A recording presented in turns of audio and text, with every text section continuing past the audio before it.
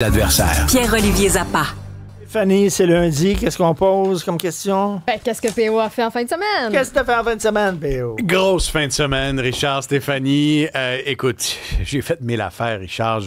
J'ai réparé ma gouttière à l'approche de l'hiver. On sait que quand on veut protéger une maison, la première chose à faire là, l'automne, c'est de s'assurer que sa gouttière tient le coup. Sur le toit. Sur le toit. Okay. Alors, je suis monté sur l'échelle. J'ai étanchéifié certaines parties de la gouttière qui avaient besoin de réparation. Et j'ai magasiné, Richard, un outil qui fait ressortir le côté le plus masculin, le plus viril de ma personnalité. Tu sais, l'outil qui booste ta testostérone là, oui, au plafond. Pas l'outil le moins cher, loin de là, surtout quand tu magasines quelque chose de robuste. Je suis allé me chercher une souffleuse, Richard. Même affaire comme que moi. Stéphanie? Moi, ça fait sortir mon côté adulte. Je me sentais tellement adulte de magasiner. Tu te sens responsable? Exactement. Oui. C'est Bon. une autre étape de vie. Là, moi, j'ai acheté là, la bébelle, chenille. Je me suis gâté. Je suis allé chercher une souffleuse qui projette la neige très loin. Qui projette la neige dans le terrain du voisin. Non, mais je vais peut-être essayer de rendre service à des voisins qui ont des grosses entrées avec ça. Là, parce que, je veux dire, moi, j'ai hâte là, à la première grosse tempête. Là. Amenez-en un 20 cm. Là. C'est drôle que tu dises ça parce que mon chum, hier, on a eu un peu de neige. J'étais comme, hey, là, vite, faut mettre les batteries sur la charge pour que les batteries soient prêtes. Ah oui, j'ai acheté la batterie, PO. T'as acheté la batterie? Oui, j'ai acheté la batterie. Non, mais moi, j'ai... Là, tu as hâte aux tempêtes de neige pour pouvoir sortir ta bébelle. Non, mais j'ai hâte, parce que tu sais, Stéphanie habite à 4-5 coins de rue de chez moi, là. Oui. Alors, peut-être que quand ses batteries vont mourir, là, moi, aller cogner à ta porte, avec PO, ma viens souffleuse m'aider. à essence, je vais me rendre chez elle, je vais lui donner un coup de pouce. Parce que tous mes outils de jardin sont à batterie, à l'exception, Richard, de la souffleuse. La souffleuse. La souffleuse, là... Il faut que ça fasse... Il faut que ça fasse du bruit. Oui. Idéalement, que ton habit de neige sente un peu l'essence quand tu rentres à la maison pour te rappeler le soute de skidoo de ton père. Si tu veux avoir des bons rapports avec tes voisins, tu sors ça le dimanche matin. Ouais, mais il faut que tu leur fasses leur cours. Il Oui, faut que tu c'est leur ça, fasses leur j'allais dire. entrée. Si tu leur fais leur entrée, ils vont être contents. Mais tu vois, j'ai opté pour la souffleuse à neige. Là, vous allez me dire, puis il y a bien des gens qui vont dire, PO, tu retournes dans le passé, tu vis dans le passé. Mais Richard, on vit dans le passé souvent au Québec. Et je regardais le plan économique de François Legault dévoilé aujourd'hui. Alors... Et j'y ai pensé toute la fin de semaine parce qu'on a rencontré le premier ministre, l'équipe éditoriale du journal et de TVA Nouvelles jeudi dernier sur le plan économique. Puis en rentrant ma souffleuse dans le garage, en réparant ma gouttière, je pensais à ce plan économique qu'il a dévoilé finalement aujourd'hui et je me disais... C'est fou comment on retombe dans le passé et comme les choses ne changent pas vraiment au Québec. S'il y a 10 ans, Richard, tu m'avais dit la priorité du gouvernement en 2025, ça va être Hydro-Québec puis ça va être l'industrie aérospatiale. Je t'aurais dit, 10 ans plus tard, ça va être encore ça, puis 20 ans plus tard, ça va être encore ça. Et c'est simplement aujourd'hui que dans ce plan économique, on a changé les mots, on a trouvé des nouveaux slogans. Alors, Hydro-Québec, c'est plus vraiment la priorité, Richard, ce sont les énergies renouvelables. OK.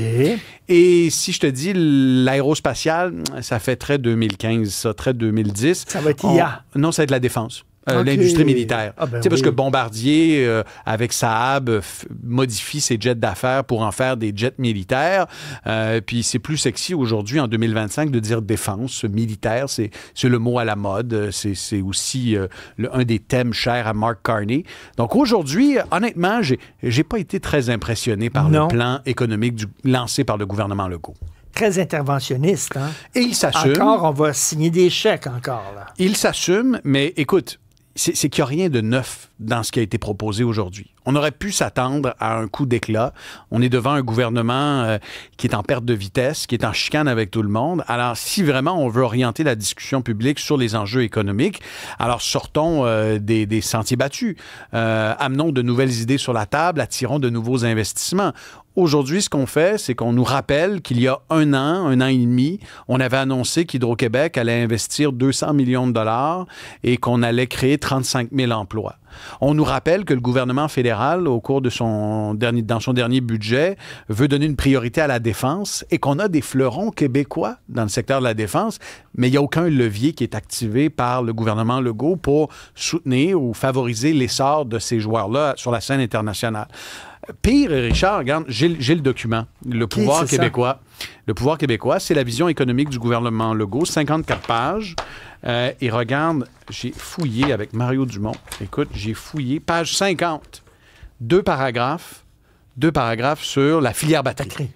Alors, la filière batterie, qui était l'épine dorsale, qui était la colonne vertébrale et là, c'est rendu du plan économique. Petits paragraphes. Là, c'est 2 petits paragraphes sur un plan économique de 54 pages. Souviens-toi, il y avait à un moment donné le projet Saint-Laurent. Mm-hmm. Il avait même écrit un livre, M. Legault, là-dessus.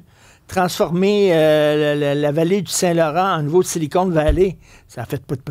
Absolument. Écoute, il y avait, puis après ça, il y avait les zones d'innovation. Donc, Bécancour, par exemple, pour la filière batterie. On a beau dire qu'à Bécancour, il y a eu une renaissance dans le parc industriel. On est loin, très loin des ambitions et des aspirations de ce gouvernement-là. Qui plus est, Richard, c'est une vision économique pour les prochaines années. Il n'y a presque pas un mot sur l'intelligence artificielle. Ah oui. Et on sait à quel point l'intelligence artificielle va bouleverser le marché du travail, générer des changements majeurs dans nos usines, dans nos milieux professionnels. Et il n'y a pas un mot sur la qualification, la requalification, les emplois de demain, le maillage entre les entreprises et les universités. Quand on parle de la Caisse de dépôt, Richard, le premier ministre dit « Je veux que la Caisse investisse davantage au Québec ». Mais il n'y a pas de cible claire, il n'y a pas d'objectif, il n'y a pas de nouvelle feuille de route. Ce qu'on a appris, c'est que le premier ministre déjeunait une fois par mois avec Charles Lemond et qu'il est difficile à convaincre d'investir davantage au Québec. Donc, c'est à mon avis... Ils n'ont pas cherché le midi à 14 heures. M. Carney met des milliards dans le militaire. Fait qu'on s'est dit, c'est ça l'avenir, c'est le militaire. Ce document-là a le mérite de synthétiser un an et demi d'annonces du gouvernement Legault et de mettre 100 pages, un peu comme si j'avais demandé à ChatGPT de résumer les annonces des 6 derniers mois et de les mettre en pages. Mais honnêtement, tu vois, le sous-titre de ce document, « Réponse au nouveau contexte mondial », écoute, évidemment que l'élection de Donald Trump a changé la donne, mais les idées présentées par François Legault sont des idées qu'il avait lui-même présentées avant l'élection de Donald Trump. Qu'est-ce que ça sent? Ça sent de toute façon, on ne sera pas réélu. Ça sent ça, on dirait. Ben écoute, est-ce que ça ressemble beaucoup plus à un bilan relustré ou encore à une espèce de testament politique qu'une vision d'avenir avec de la nouveauté? Puis, je vais donner une chose au premier ministre. Il est venu jeudi dernier ici dans nos bureaux à TVA et il a pris 1h30 de son temps pour répondre à nos questions. Beaucoup de sécurité. Hein? Beaucoup de sécurité dans le bâtiment. Puis, écoute, c'est toujours apprécié de pouvoir échanger. Puis l'économie, c'est quelque chose qui le passionne. Tu le sens. Tu sens que c'est des sujets qui l'intéressent, qui l'interpellent. Et puis, lorsque je lui ai posé la question, qu'est-ce qu'il y a de neuf là-dedans, M. Legault? Qu'est-ce que vous amenez de nouveau dans la discussion publique? Ben, il m'a répondu honnêtement... Hydro-Québec, 200 milliards de dollars d'investissement, 35 000 emplois. Il faut que vous en reparliez, M. Zappa. Alors, on peut en reparler, mais il n'y a rien de neuf là-dedans. Et a priori, 35 000 emplois chez Hydro-Québec, oui, il faut se féliciter de ça, mais c'est pas nécessairement ça qui va projeter le Québec dans l'économie de demain. C'est bizarre parce que tu dis, il adore parler d'économie. Sauf que c'est pourtant son talon d'Achille de son gouvernement. Hein? Quand on regarde certains chiffres, les investissements, le niveau de vie, le pouvoir d'achat des Québécois, on peut sentir à l'échelle de nos ménages que ça va pas bien, mais la situation s'est quand même améliorée. Richard, depuis quelques années, notre déficit de productivité par rapport à l'Ontario, on est en mode rattrapage. Donc, il y a quand même des indicateurs, j'ai envie de te dire, positifs, optimistes. Mais c'est vrai que sur la structure industrielle du Québec, que ce soit la filière batterie ou encore l'état des finances publiques, les promesses n'ont pas été à la hauteur des résultats. Et il y a lieu de douter sur la capacité des élus actuels de livrer la marchandise avec un plan comme celui-là à la lumière de ce qui s'est produit. Est-ce que je peux vous poser une question sur la souffleuse? Ben oui. On a même André de Saint-Hyacinthe qui nous a écrit PO. Il dit si pour neiger entre 15 et 20 jours dans une fenêtre de 2 mois, j'ai bien hâte de voir si PO va encore aimer sa souffleuse ou s'il va penser aux déneigeurs. Non, mais... on verra à la fin de l'hiver. Écoute, on verra bien, mais la vérité, c'est que j'aime passer la souffleuse. J'ai vraiment hâte de le faire.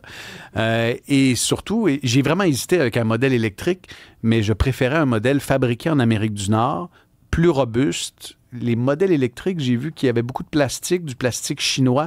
Mais mais là, en même nous, temps, elle n'a pas de plastique en avant parce qu'on veut que s'il y a un petit peu de glace, ça y va autour. Je veux pas m'embarquer dans un autre débat parce que je sais que c'est une secte aussi, la souffleuse électrique. Alors, il aime l'essence. PO, il aime l'essence. Et vous l'avez, ça coûte combien une souffleuse? C'est parce que peut-être que ma blonde écoute. Ben là, moi, je vais te le dire. Là, la batterie, il y avait un rabais de 100 $. Ça nous a coûté 1 100 $, plus taxes. Et je dirais une chose sur les souffleuses, c'est que plus tu investis pour un modèle de qualité, Richard, plus la dépréciation de la souffleuse va être moins importante. Donc, plus ta valeur de revente va être élevée. Alors, par exemple, une souffleuse de marque Honda des années 80 peut aisément se revendre 600, 700, voire 1000 $ à l'heure actuelle, car ce sont des modèles qui conservent une valeur de revente. Ceux qui ont acheté des Yamaha, les souffleuses bleues, là, il y a quelques années, là, Yamaha s'est retiré du marché, mais ce sont des appareils qui conservent une belle valeur de revente. Okay. Puis dans le milieu de gamme, Ariens, par exemple, ces marques-là aussi ont des bonnes valeurs de revente, mais si tu vas dans le moins cher, qui est tout aussi bon, parfois des marques maison, là, ça peut vraiment faire l'affaire, mais quand tu vas arriver là, pour vouloir la revendre parce que tu vas être découragé puis tu vas vouloir un service de déménagement. Les batteries vont se décharger dans le temps de le dire. C'est cher, les batteries. Moi, j'ai pas cet argent-là. Des batteries. C'est combien une batterie de souffleuse? C'est 300, 400 $? Ben, écoute, on n'a pas acheté de supplémentaire. Là. On a juste pris celle qui venait avec la souffleuse. Mais peut-être qu'éventuellement... En fait, je sais pas combien de temps ça va me durer, mais j'ai une petite entrée. Peut-être que je vais être correct avec juste la batterie en soi. Mais... Je viendrai en renfort. Ouais. Moi, je vais prendre de la neige dehors puis je vais mettre ça dans mon air fryer. Richard, le locataire. Le chanceux. On t'écoute ce soir, bien sûr, à tes deux émissions. Salut, bye.